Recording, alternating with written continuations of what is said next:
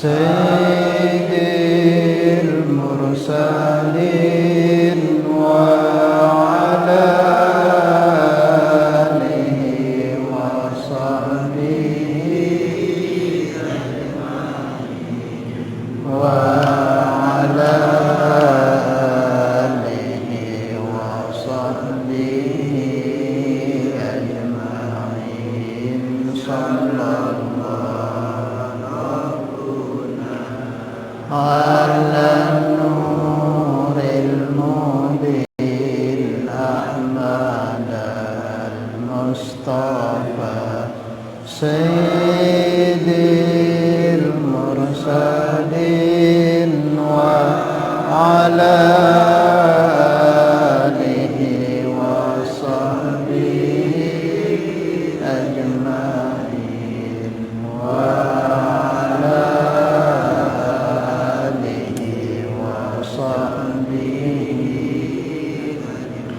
Bismillahirrahmanirrahim. Ila hadratin Nabi Mustafa Rasulullah sallallahu alaihi wasallam wa ala alihi wa azwajihi wa dzurriyyati sahabati wa atba'ihi ila hadratin jami' ikhwanihi min al-anbiya wal mursalin wa syuhada's salihin awliya'il muqarrabin wa ulama'il 'amilin khususan li muslim hadzal kitab sya'alillahi lahumul Fatihah. Bismillahirrahmanirrahim. Ya kana umma kana sallallahu alaihi wasallam. Kita lanjutkan mudzakirah kita. Insyaallah malam ini kita masuk ke pembahasan mengenai perbedaan antara tata cara salatnya kaum laki-laki dengan wanita. Ini juga perlu kita ajarkan kepada istri-istri kita, saudara perempuan kita, dan kepada anak-anak kita. Ada tempat perbedaan-perbedaan tata cara sholat kita kaum laki-laki dengan para wanita. Bismillahirrahmanirrahim. Kita baca dulu. Faslun bi umurin tukhalifu fiha al-mar'atu ar-rajula fi sholati. Wa dzakara al-musannifu dzalika fi qawlihi wal mar'atu tukhalifu ar-rajula fi khamsati asya'a.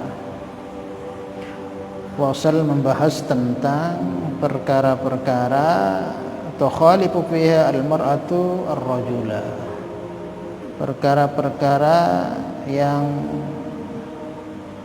tidak sama atau berbeda antara tata cara sholatnya seorang laki-laki atau kaum laki-laki dengan perempuan. Di sini disebutkan ada 5 perkara. Ada 5 tempat perbedaan tata cara mengerjakan sholat antara kaum laki-laki dan perempuan. Farrajulu, yang pertama, laki-laki yujafi ayyarfa'u mirfaqaihi an jambaihi,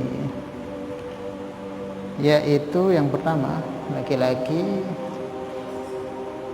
ketika dia sholat, tempat perbedaannya yujabi ayyarfa'u mirfaqaihi an jambaihi wa yakillu ayyarfa'u batnuhu an fakhidaihi fir ruku'i was sujud. Yang pertama, hendaklah seorang laki-laki itu merenggangkan daripada ini sikutnya daripada pahanya ketika ruku' dan sujud. Kalau disebutkan di kitab ini, jambaihi, lambungnya ketika ruku' dengan sujud. Itu ini dia punya sikut, hendaklah ketika ruku' dan sujud jangan ditempelkan ke perutnya atau ke lambungnya. Nah, ini disebutkan di kitab. Tetapi ada perbedaan juga ketika takbir. Jadi kita takbir laki-laki itu disunahkan untuk agak melebarkan tangan kita. Allahu Akbar. Jadi jangan diginikan. Jangan, tapi kita agak dilebarkan ini, dibuka. Allahu Akbar. Ketika takbir utama itu Allah. Tapi kalau perempuan tetap harus nempel, ini namanya tangan ini ke badannya. Jadi takbirnya gimana perempuan? Nempel. Allah, jangan dibuka kayak laki-laki. Paham ya? Kemudian ketika berselekap juga, ketika berdiri berselekap, itu laki-laki membuka juga, dibuka begini. Kalau perempuan tetap begini, jepit. Ini sebelum kita bahas yang ini. Di kitab yang lain disebutkan begitu. Ketika takbir, laki-laki itu lihatkan ke laki-lakiannya, maka takbirnya Allah. Tentunya ya lihat sikon kondisi samping kiri kanan kita. Kalau seumpama munasib ya kita angkat, itu abdolnya. Tapi kalau kita angkat begini nanti terganggu yang teman saudara kita kiri kanan, ya jangan terlalu sudah sedengan gitu. Itu laki-laki. Kemudian ketika berselekap dibuka tangannya, jangan didempel kayak perempuan begini. Dibuka biasa. Gitu. Jangan diginikan kayak perempuan. Paham ya? Nah, itu ketika bukan terus dibuka begini kan. Tetap diginikan biasa. Tapi kalau perempuan agak ditahan perempuan. Itu wanita.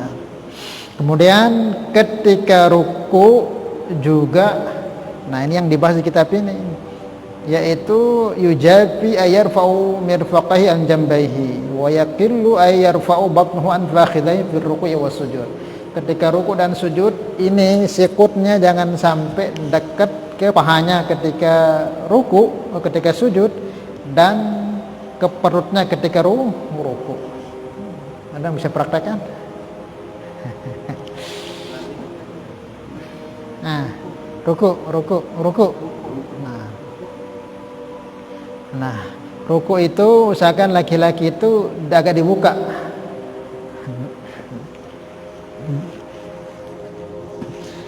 Paham ya? Dibuka begini. Beda kalau perempuan nanti begini caranya.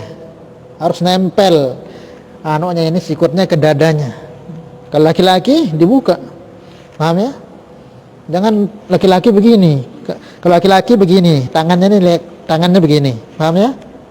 Kalau perempuan tangannya malah begini, biar nempel sikutnya ke dadanya, ke ke lambungnya begitu. Paham ya? Ini tata cara rukunya. Pertama tadi ketika takbir agak dibuka kalau laki-laki. Kalau perempuan dia tetap, jangan sampai dibuka begini perempuan. Laki-laki tetap Allah. Kemudian kita berselekap kita agak dibuka. Jangan ditempel kayak perempuan malah ditempel. Paham ya? Ketika ruku pun juga kita begini modelnya. Jangan diginikan begini, jangan begini, diginikan. Biar agak kelihatan kelaki-lakiannya begini, ya. Tapi perempuan sebaliknya. Begini modelnya. Paham ya? Ini wanita. Biar tertahan dada anaknya, perutnya. Nah, begitu. Kemudian ketika sujud juga begitu. Coba sujud. Nah, kita laki-laki usahakan dilebarkan, tapi perempuan dempet. Nah, begitu. Paham ya? Berdempet menyentuh dadanya, gitu perempuan. Nah, itu. Kan di sini disebutkan parrajulu yujabi ayarfa'u mirfaqahi an jambaihi, mengangkat kedua sikutnya anjambaihi daripada lambungnya. Ayarfa'u batnuhu an fakhidaihi fi ruku'i was sujud. Kemudian juga ketika sujud hendaklah laki-laki melebarkan daripada sikutnya, jangan sampai dekat dengan dadanya. Paham ya? Itu. Nah, kita lihat, tapi ini bukan kewajiban. Kalau umpama ada perempuan begini cara sholatnya, ya tidak apa-apa. Paham ya? Perselekapnya begini tidak apa-apa, tapi kurang mengikuti sunnah. Karena perempuan itu sudah beda. Apalagi di sholatnya di tempat umum, banyak laki-laki banyak, mesti harus betul-betul tertutup. Jangan sampai ketika rukuknya juga tadi begitu, tetap nempel ke perut bagian atasnya gitu. Jangan dibuka begini ya, paham ya? Kemudian wa yajharu fi mawdi'il jahri.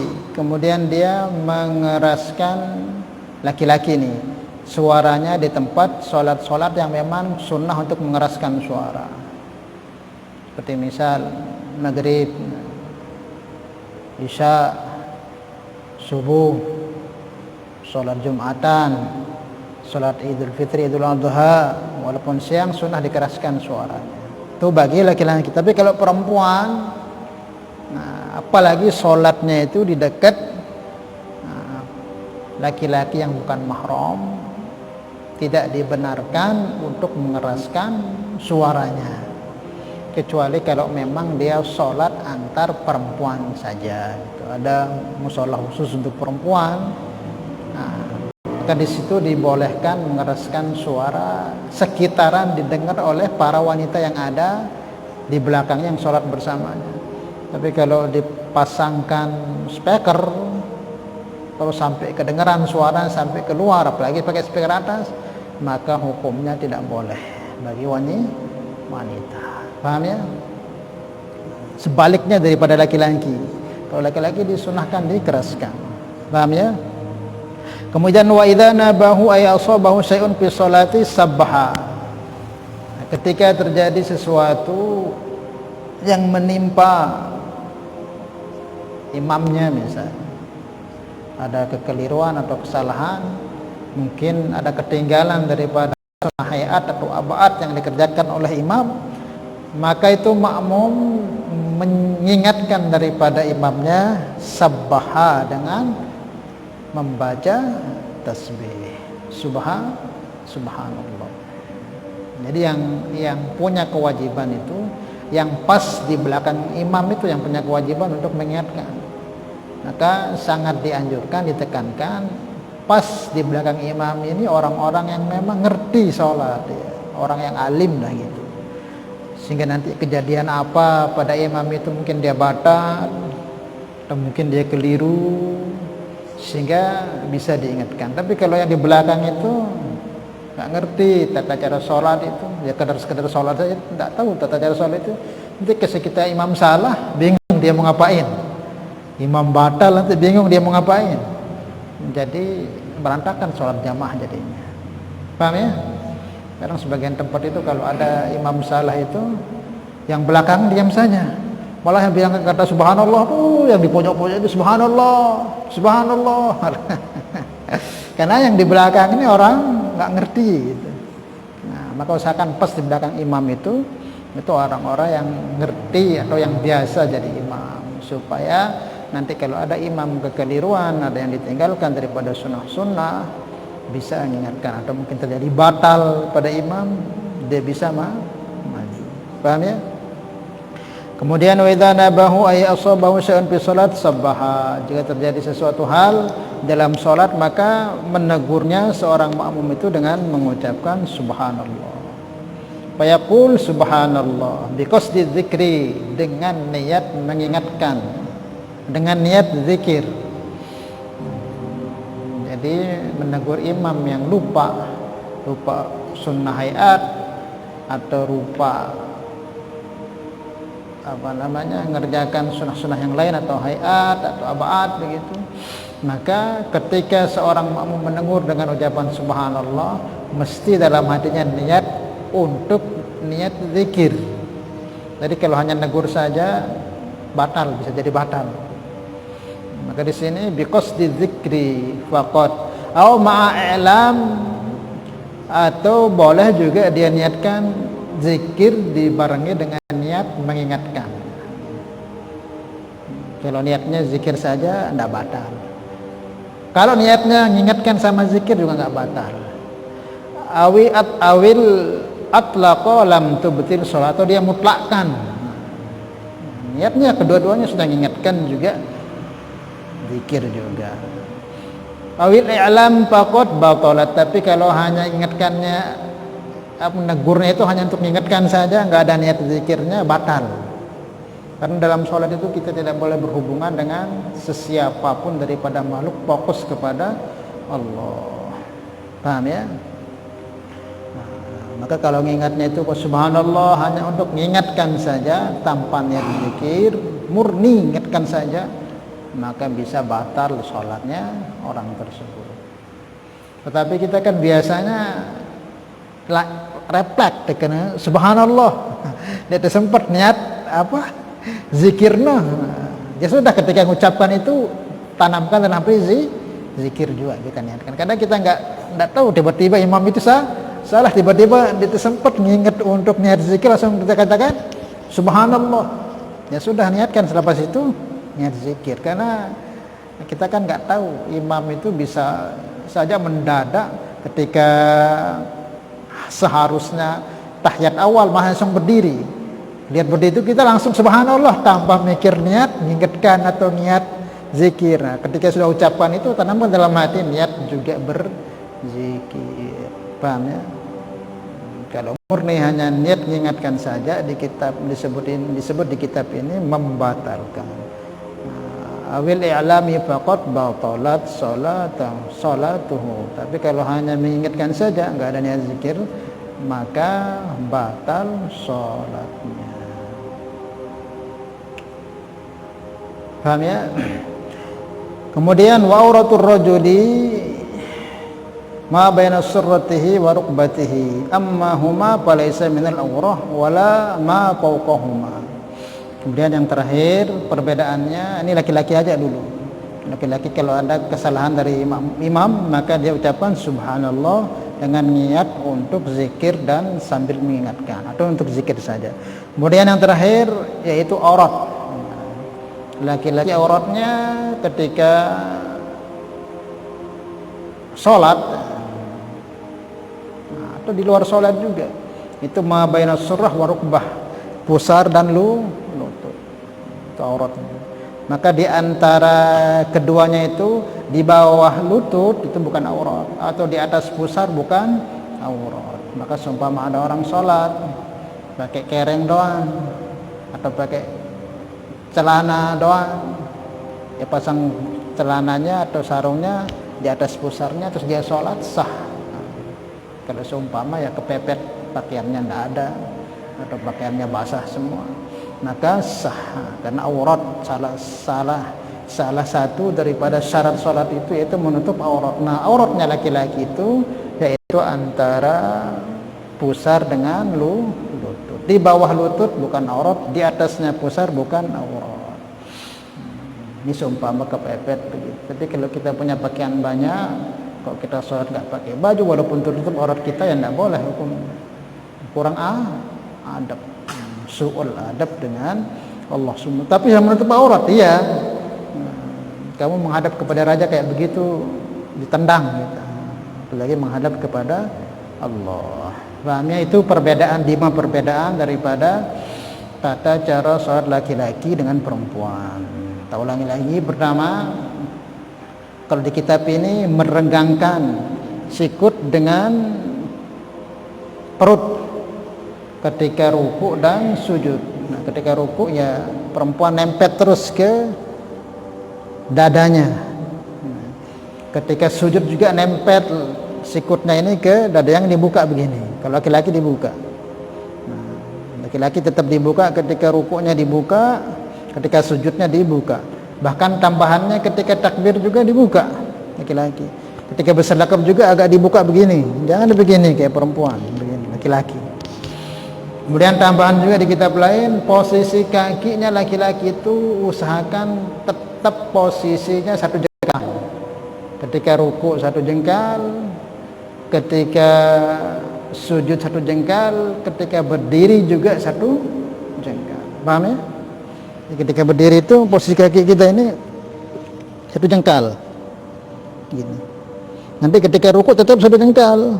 Ini ketika sujud pun tetap 1 jengkal. Sujud itu jangan sudah dempet, sudah sujud begini sudah dempet kakinya, jangan, tetap posisinya 1 jengkal. Beda dengan wanita. Kalau wanita tetap didempetkan ketika sujud, ketika ruku, ketika berdiri tetap dempet. Perempuan tetap dempet. Nanti ketika ruku pun dempet perempuan itu. Nanti ketika sujud pun juga dempet. Jangan dibuka, paham ya? itu perempuan. Ini maksudnya perbedaan yang sunnah. Kalau ada perempuan nanti ketika berdiri dia agak dibuka ya, tidak apa-apa. Tapi nggak seperti itu aturannya. Ini tambahan yang tidak disebutkan di kitab ini. Kemudian jika terjadi hal-hal kesalahan atau kelupaan pada imam, maka laki-laki mendengurnya dengan ucapan subhanallah, disertai ingat untuk zikir. Kemudian mengeraskan suara laki-laki di sholat-sholat yang memang disunnahkan mengeraskan suara, maghrib, isya, subuh, jumatan kalau jadi imam, kemudian 2 Idul Fitri, Idul Adha. Kemudian juga tambahannya di sini yaitu aurat laki-laki itu di antara pusar dengan lutut. Nah, sekarang perempuannya. Walaupun tadi sudah kita jauh sebutkan, di sini disebutkan di kitab wal bar'atu takhalifur rajula fil khamsati al madhkurah fa innaha tadammu ba'daha ila ba'd. Maka laki-laki perempuan hendaklah ketika sholat itu selalu mengumpulkan bagian satu dengan bagian yang lain. Maksudnya apa? Nempel terus. Ketika takbir tangannya ini nempel ke badannya, ketika selekap juga nempel dengan badannya, nanti ketika ruku pun nempel, kayak tadi itu contohnya, ketika sujud pun tetap nempel. Bahkan kakinya juga begitu. Kakinya kalau kita sunnah 1 jengkal, kalau perempuan nempel. Ketika sujud nempel, ketika rukunya nempel, ketika berdiri juga nempel. Itu aturan. Jadi agama ini sudah ada aturannya, jangan dibolak-balik. Dengan perempuan sholatnya seperti laki-laki, laki-laki seperti perempuan, itu namanya sholat semaunya sendiri, harus kita pakai aturan. Jadi perempuan itu apa? Fa innaha tadammu ba'daha ila ba'din, yaitu selalu menempelkan anggota yang lain dengan anggota yang lainnya. Maksudnya tangannya, kakinya harus nempel dengan badannya. Kalau kakinya nempel dengan kaki sebelahnya, terus sampai rukuknya, sampai sujudnya. Fatul siku batnuha bifakhidaiha fir ruku'i was sujud. Nah, perempuan bagaimana ruku' sujudnya dinempelkan. Seperti tadi pembahasannya.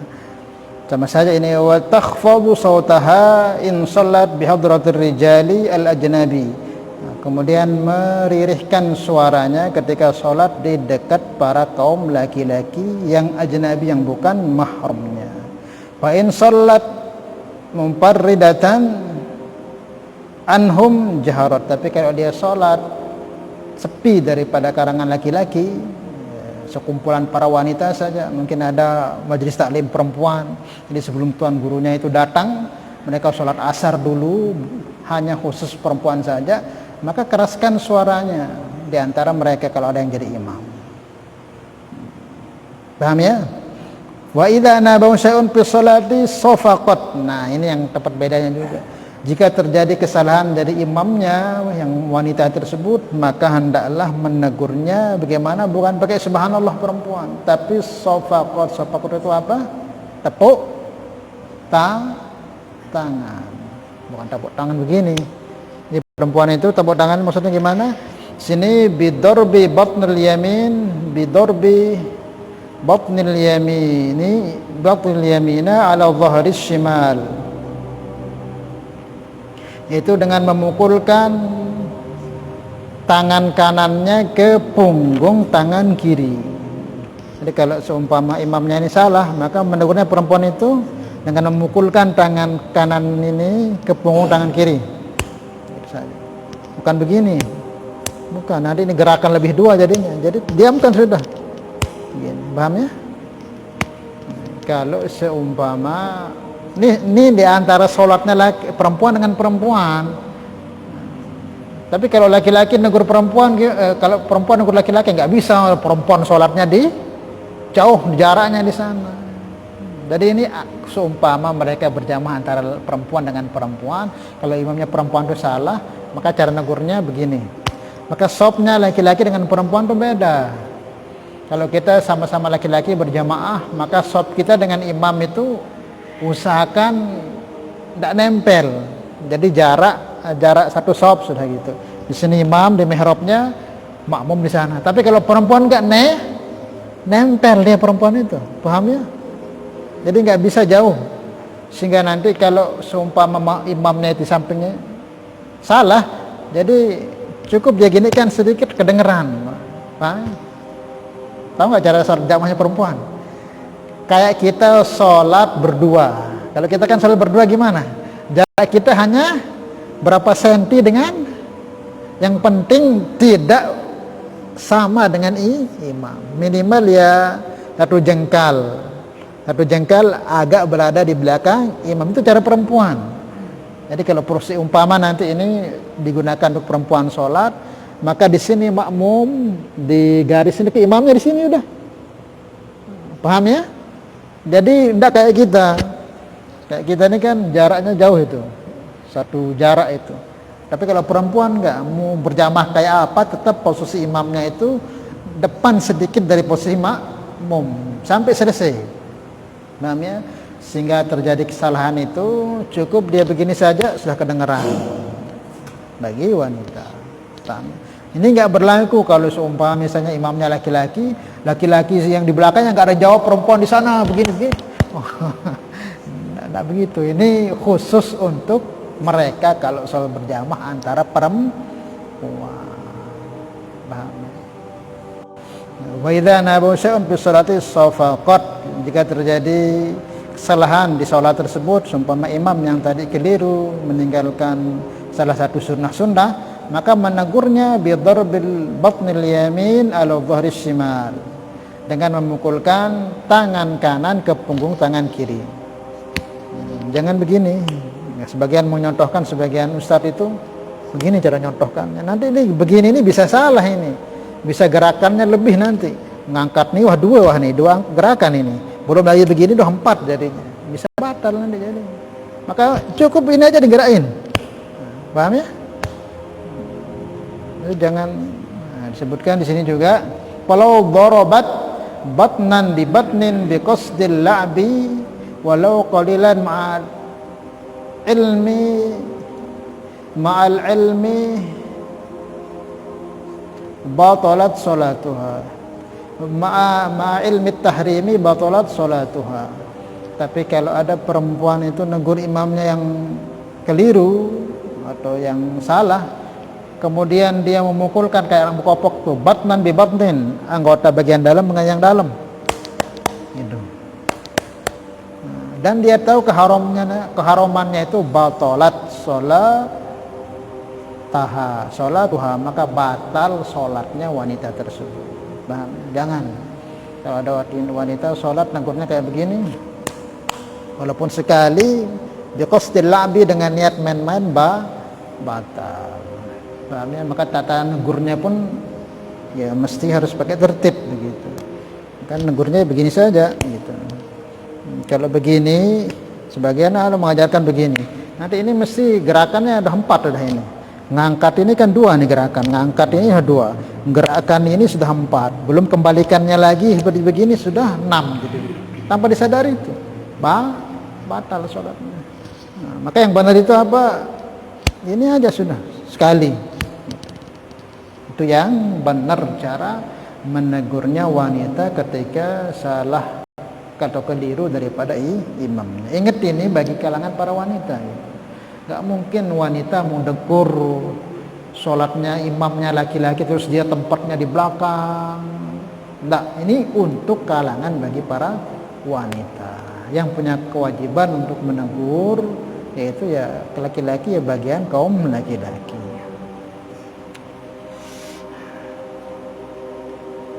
Kemudian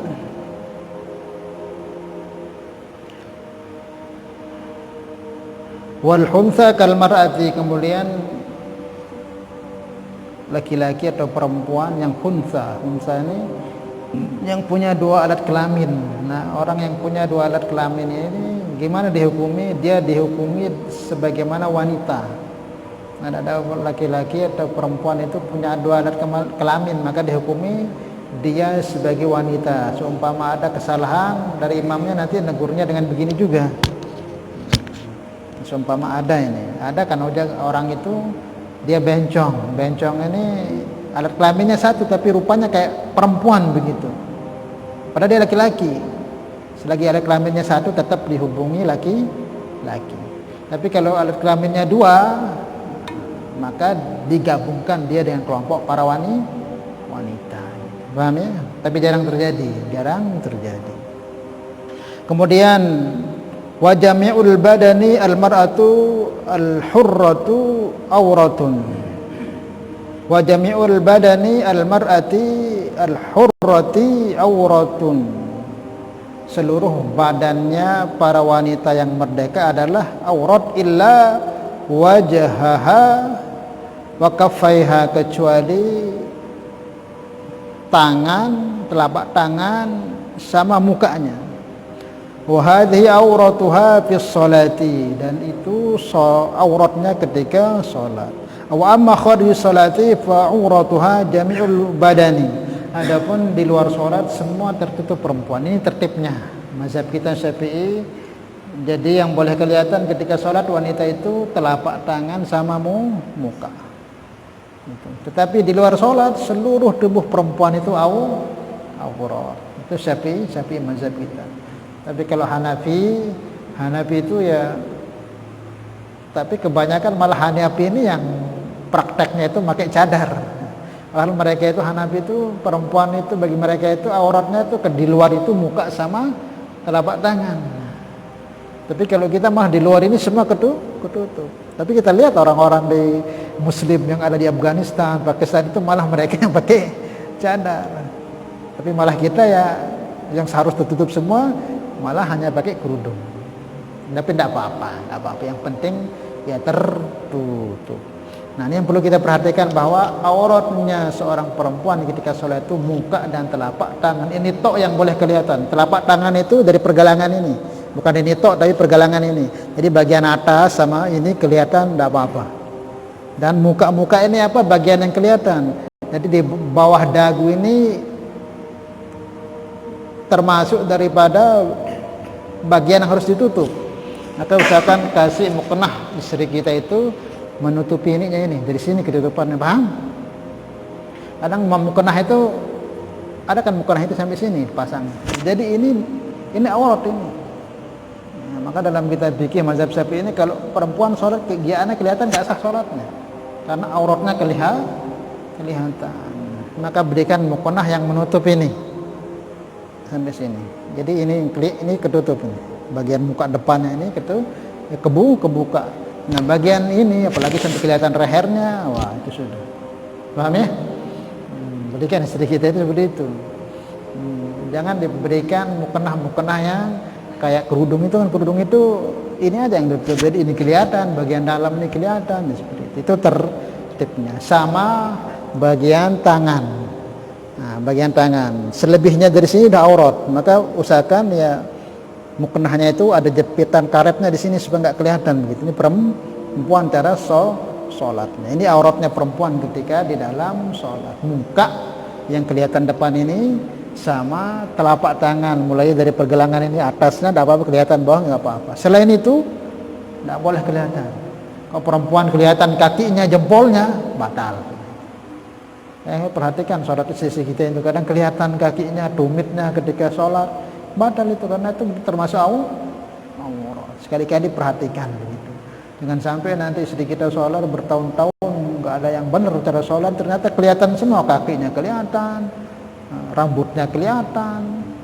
Dituntut akhirat ya, nanti dia akan tuntut kita. Saya tidak pernah diajar sama saya punya suami itu, dia bikin saya sholat begini. Sekali-kali dicek sholatnya gimana itu. Paham ya? Tapi Ustaz kan perempuan sholatnya di dalam. Ini hukum nggak berlaku, mau sholat sendiri di dalam tetap seperti itu. Tapi kan sholat di dalam nggak ada laki-laki, kan tidak apa-apa kelihatan. Bukan, ini masalah tertib, mau sholat sendiri tetap aurat laki perempuan itu di dalam sholat itu telapak tangan sama muka bagian kelihatan ini. Yang selain itu aurat, kok kelihatan batal. Tapi kalau di luar sholat ya semua badan wanita itu ditutup. Amma kharijus salati fa auratuha jami'ul badani. Tapi kitanya di negeri kita ini kan malah nggak terpraktekkan itu, malah hanya pakai kerudung, malah nggak pakai kerudung. Gimana itu? Ya kita usahakan ya, keluar dari keluarga kita, istri kita itu ya kalau minimal nggak pakai cadar ya minimal tutup rambutnya, pakai kerudung itu minimal. Tapi kalau tidak pakai kerudung, wah ini nanti kita dapat tuntutan dia. Maka minimal anak kita itu kalau keluar rumahnya pakai kerudung. Kalau memang sadar itu dia belum siap, sudah pakai kerudung. Jangan sampai keadaan di dalam rumah itu dibuka keluar kelihatan rambutnya apa. Dalam hadis kan disebutkan sehelai kelihatan rambut wanita ini dengan sengaja dilihatkan kepada bukan mahramnya, ini akan disiksa dia, akan diikat dia dengan rambutnya tersebut. Bagaimana kalau setiap hari begitu saja? Kita ingatkan terus, maka dari kecil itu dilatih anak-anak kita itu. Anak kita dilatih.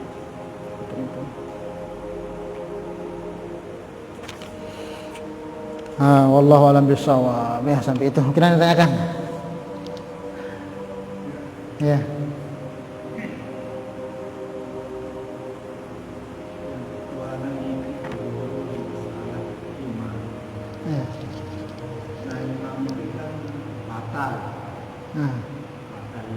Terus jadi selain imam itu maaf pada beritahukan jadi seandainya itu imam itu sejak ganti imam itu kan mungkin mana mungkin cara karena mengenai makmum sejak ganti imam sah batal.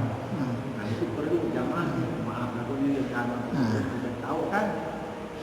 Ya kita tengok ya. Kalau seumpama imam batal harus nyadar dirinya batal. Jangan kadang imam ini batal lanjutan sembahyang. Bingung tata cara gimana. Kalau memang batal ya sudah. Kalau seumpama batalnya berdiri ya sudah, tutup hidungnya minggir, suruh yang di belakang maju. Nanti yang belakang ini maju di posisi imam. Kalau seumpama nggak sampai imam, boleh dia agak depan sedikit daripada imam.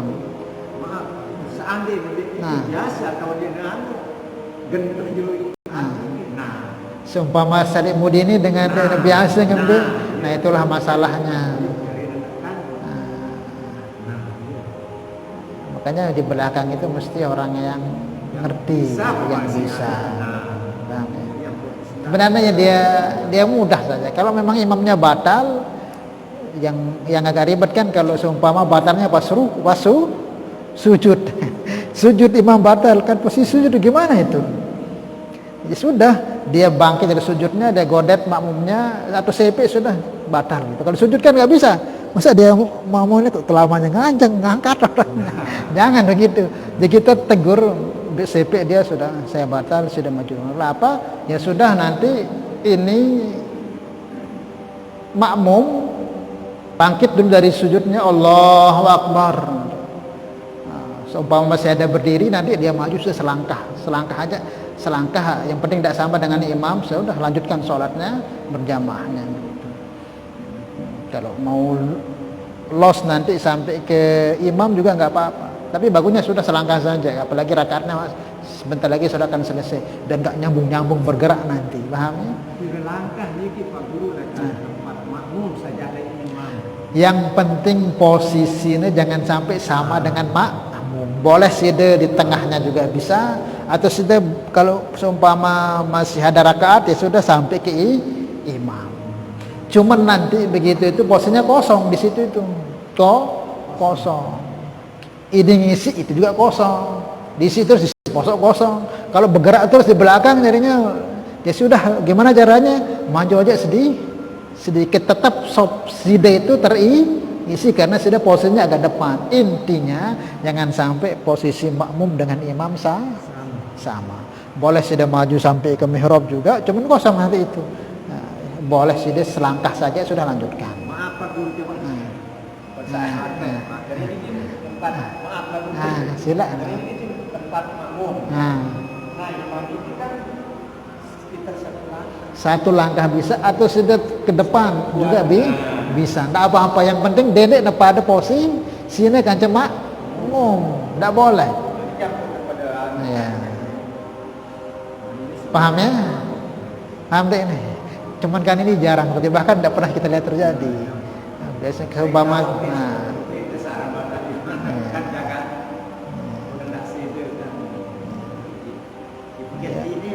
ya segerintik.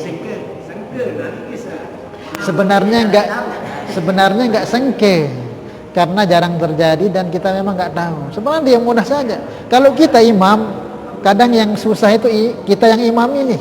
Tuh aku batal, ngebetanku. Ingetan, ya sudah. Kita minggir dari stop, nanti otomatis yang belakang ngisi gitu. Nah kan nanti kalau seumpama di ruku nanti kita batal tiba-tiba kentut, gimana kita berhenti ruku ngangkat, kita sepek, saya batal, gantikan saya imam. Nah makmum itu nanti ketika bangkit dari ruku tidak apa-apa duduk di sementara di tempatnya. Nanti kalau seumpama ada rakaat lagi dia maju sedikit. Tapi kalau itu sujud terakhir gimana? Ya agak didepankan, nanti ketika bangkit dari sujud itu agak digeserkan ke depan, tidak apa-apa. Nah, supaya jangan sama. Ya sudah salam bareng-bareng, selesai, sudah sah semua jamaah. Tapi kalau masih ada satu rakaat misalnya, sudah melangkah satu langkah tidak apa-apa, atau sempurnakan sampai ke anu juga nggak apa-apa.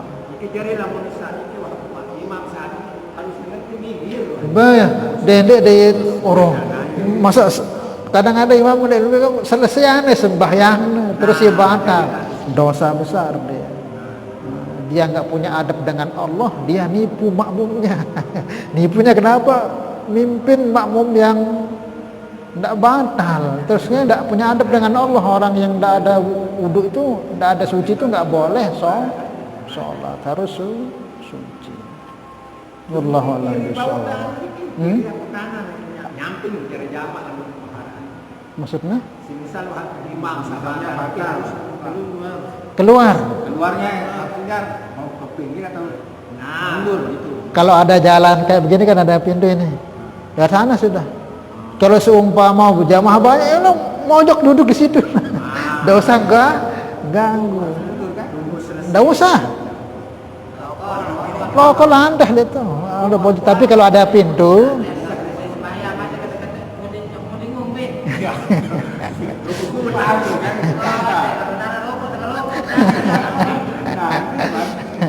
nah maksudnya biasakan ada pintu ya lewat situ.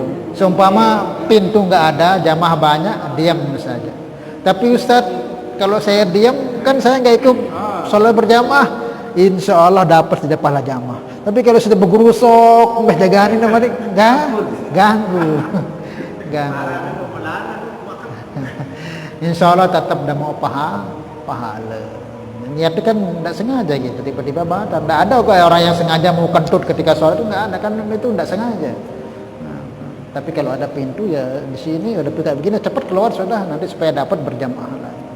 Wallahu a'lam bishawab. Mudah-mudahan Allah berikan kepahaman kepada kita dan bisa amal dan sampaikan. Al-Hadini al-Fatihah.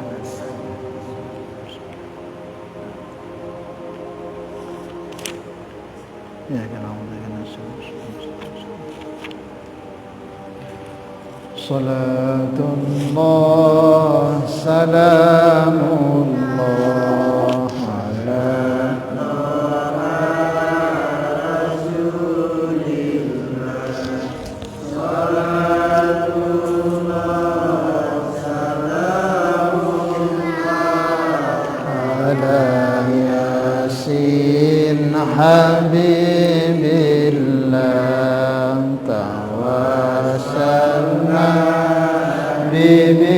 Bismillah wa bi'ahdi Rasulillah wa kulli mujahidin lillah